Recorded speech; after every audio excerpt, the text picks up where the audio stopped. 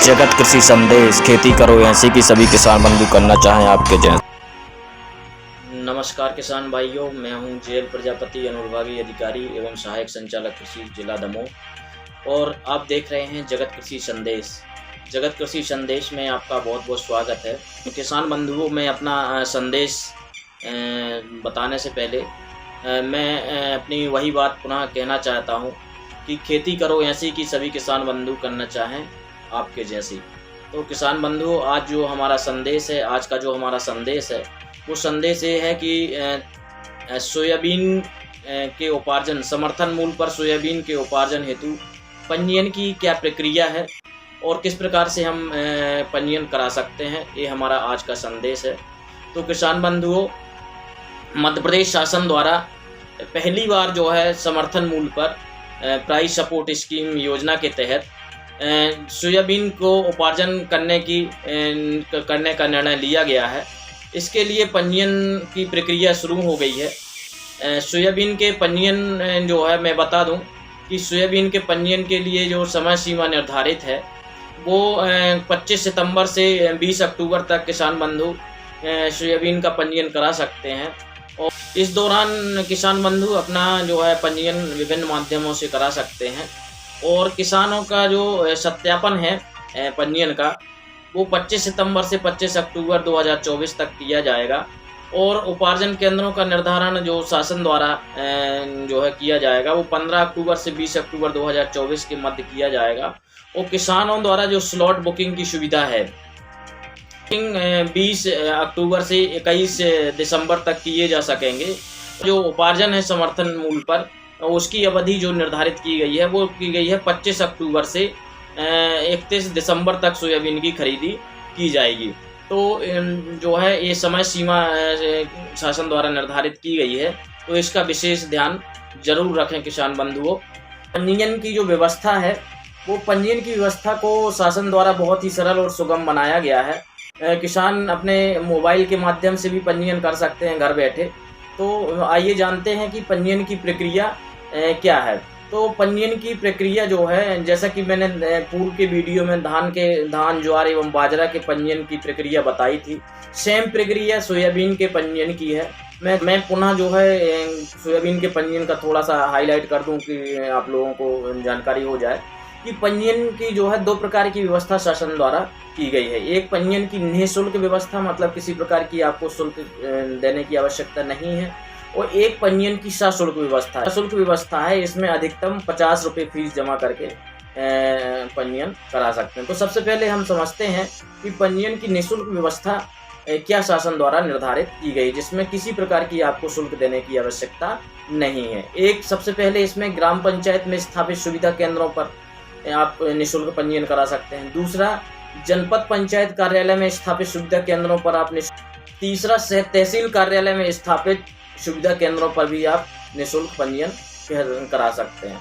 सहकारी समितियों एवं सहकारी विपणन संस्थाओं द्वारा संचालित जो पंजीयन केंद्र हैं उन पर भी आप निःशुल्क पंजीयन करा सकते हैं। और पांचवा जो है, MP किसान ऐप के माध्यम से आप गूगल प्ले स्टोर से एंड्रॉयड मोबाइल पर MP किसान ऐप डाउनलोड करके और आप अपने मोबाइल से ही घर बैठे निःशुल्क पंजीयन करा सकते हैं। इसमें किसी प्रकार की शुल्क देने की आवश्यकता नहीं है।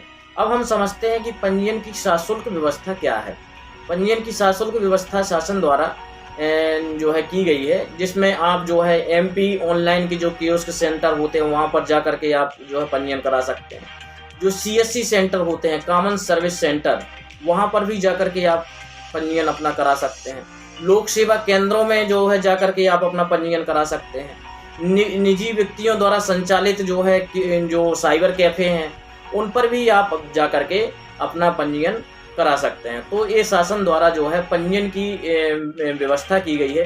किसी भी माध्यम से आप अपना जो है पंजीयन करा सकते हैं और जिन केंद्रों में धान का पंजीयन भी हो रहा है उन्हीं केंद्रों में आप जो है सोयाबीन का भी पंजीयन करा सकते हैं। शासन द्वारा जो है सोयाबीन के लिए अलग से पंजीयन केंद्र भी जो है सहकारी समितियों में खोले गए हैं, उन पर भी जा करके आप अपना पंजीयन करा सकते हैं।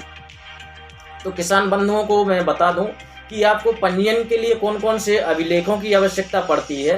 तो भूमि संबंधी अभिलेख, जैसे खसरा B1 की आवश्यकता आपको पड़ती है, आधार कार्ड की आवश्यकता पड़ती है, बैंक पासबुक जो है आधार लिंक खाते का बैंक पासबुक आपके पास होना चाहिए, क्योंकि आधार बेस्ड पेमेंट होता है। यदि आपका बैंक खाता आधार कार्ड से लिंक नहीं है तो फिर भुगतान होने में समस्या जाती है। इसलिए बैंक पासबुक जो है आपकी जो बैंक खाता हो आधार कार्ड से लिंक होना चाहिए।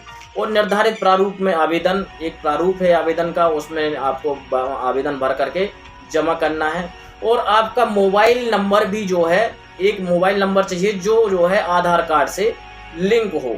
तो क्योंकि इसमें जो है सत्यापन जो होता है वो आधार बेस्ड सत्यापन होता है, उसमें OTP के माध्यम से सत्यापन किया जाता है। तो यदि आपका मोबाइल नंबर लिंक नहीं होगा आधार कार्ड से तो फिर जो है आपको बायोमेट्रिक के माध्यम से सत्यापन कराना पड़ेगा।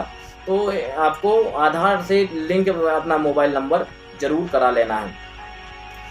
यदि आप जो है सिकमीदार किसान हैं या बटाईदार किसान हैं या कोटवार हैं या वन पट्टाधारी हैं तो उनके मामले में जो है आपको सिकमीदार या बटाईदार हैं तो सिकमीनामा की आवश्यकता होती है, वन पट्टाधारी हैं तो वन पट्टा की आवश्यकता होती है। और यदि जो है आप कोटवार हैं तो कोटवार के लिए जो पट्टा अलॉट किया जाता है उसकी आवश्यकता होती है। तो ये सिकमीनामा और जो है बटाईदार किसान जो हैं उस सिकमीनामा का एक निर्धारित प्रारूप है, उस प्रारूप में आपको सिकमीनामा तैयार करके आपको पंजीयन केंद्र पर जमा करना है। यहाँ पर ध्यान देने योग्य बात एक और ये है कि जो सिकमीदार किसान हैं या बटाईदार किसान हैं या वन पट्टाधारी किसान हैं या कोटवार किसान हैं, उनके पंजीयन केवल जो है सहकारी समितियों में स्थापित पंजीयन केंद्र या जो है विपणन सहकारी संस्थाओं में स्थापित पंजीयन केंद्र पर ही उनके पंजीयन किए जा सकते हैं और अन्य जगह पर उनके पंजीयन नहीं किए जा सकते। और उक्त श्रेणी के पंजीयनों का सत्यापन 100% जो है राजस्व विभाग द्वारा उसका किया जाएगा। अब उपार्जन संबंधी जो भुगतान की प्रक्रिया है, मैंने पहले ही बताया कि भुगतान की जो प्रक्रिया है वो किसान द्वारा समर्थन मूल्य पर जो उपज विक्रय की गई है उसका भुगतान जो है आधार बेस्ड भुगतान होता है। यदि आपका जो आधार कार्ड से लिंक खाता नंबर है उसमें सबसे पहले भुगतान किया जाता है।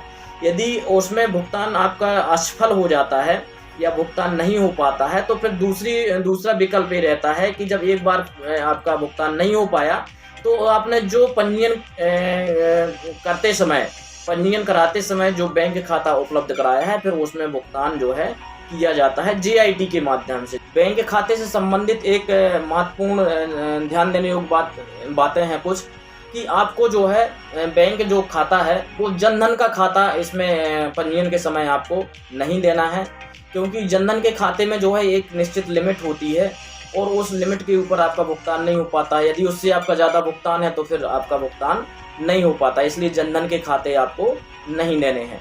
अक्रियाशील खाते, इनऑपरेटिव खाते या इनएक्टिव खाते जो आपने उनका उपयोग बहुत से कई सालों से नहीं किया है तो उन खातों को भी आपको नहीं देना है।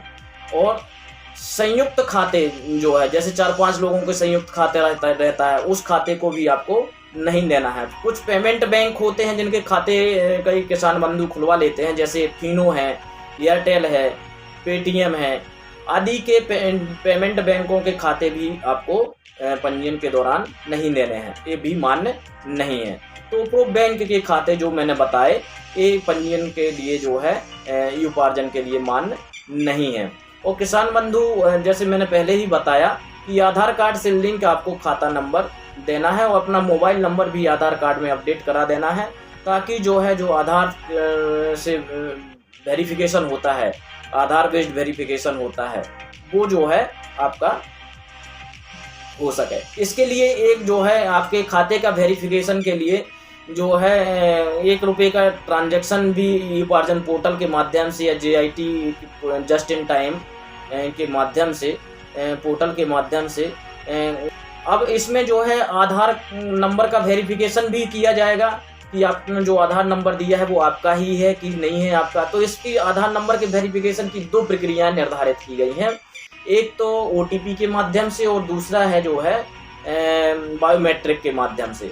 तो OTP के माध्यम से जो आपके आधार कार्ड में लिंक मोबाइल नंबर है उसमें एक OTP जाएगा और वो OTP आप पंजीयन केंद्र को देंगे तो आपका आधार वेरिफिकेशन हो जाता है। दूसरा, यदि आपका आधार से मोबाइल नंबर लिंक नहीं है तो फिर बायोमेट्रिक डिवाइस रहती है जिसमें आप अंगूठा लगा करके या फिंगर लगा करके जो है अपना आधार सत्यापन करा सकते हैं। बाकी सब प्रक्रिया जो मैंने पूर्व में की वीडियो में धान ज्वार बाजरा की वीडियो में बताई है वो पूरी प्रक्रिया यथावत है, इसमें भी वही प्रक्रिया लागू है। प्रदेश जो है सोया स्टेट पुनः बन गया है। अभी विगत 2 सालों में हमारे मध्य प्रदेश ने सोया राज्य का दर्जा खो दिया था क्योंकि हमसे आगे जो है महाराष्ट्र राजस्थान वगैरह चले गए थे, लेकिन इनको पीछे छोड़ते हुए हम जो है पुनः जो है मध्य प्रदेश पूरे भारत में नंबर 1 पर सोयाबीन उत्पादन पर पहुंच गया है। इसी को दृष्टिगत रखते हुए शासन द्वारा निर्णय लिया गया है कि हम जो है सोयाबीन का समर्थन मूल्य पर उपार्जन करेंगे और इसका समर्थन मूल्य जो है 4892 रुपये निर्धारित किया गया है, जो है 4892 रुपये निर्धारित किया गया है। तो मेरा किसान बंधुओं से यही अनुरोध है कि आप ज़्यादा से ज़्यादा मात्रा में अपना पंजीयन कराएं ताकि आपको अपनी उपज का उचित मूल्य मिल सके। यदि हमारा वीडियो अच्छा लगा हो तो वीडियो को लाइक ज़रूर करें और यदि हमारे चैनल को अभी तक सब्सक्राइब नहीं किया तो सब्सक्राइब कर लें और बेल आइकन ज़रूर दबाएं ताकि हमारे अन्य वीडियो के नोटिफिकेशन आपको प्राप्त हो सकें। एवं जो है लोगों तक हमारे वीडियो को शेयर ज़रूर करें ताकि ये महत्वपूर्ण जानकारी अन्य लोगों तक भी पहुंच सके। और हमारा वीडियो कैसा लगा कमेंट्स बॉक्स में ज़रूर लिखें। मैं अंत में यही कहना चाहता हूँ कि जय जवान, जय किसान, जय विज्ञान और जय अनुसंधान। बहुत बहुत धन्यवाद।